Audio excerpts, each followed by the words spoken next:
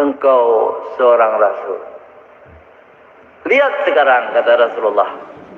Jadi bulan itu malam 14. Jadi penuh bulan. Malam 14. Rasulullah mengambil bulan itu, memanggil. Turunlah bulan sebesar piring besar, apa itu, tabak. Sebesar tabak, turun. Jadi bukan bulan turunnya sebesar bumi, karena bulan aslinya sebesar bumi, lebih kecil dari bumi sedikit.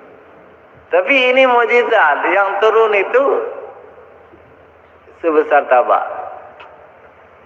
So, turun lalu disambut, dipegang oleh Rasulullah sallallahu alaihi wasallam. Kemudian Rasulullah membelah dua, dibelah. Satu dilemparkan ke barat, satu dilemparkan ke timur. Bulan itu. Kemudian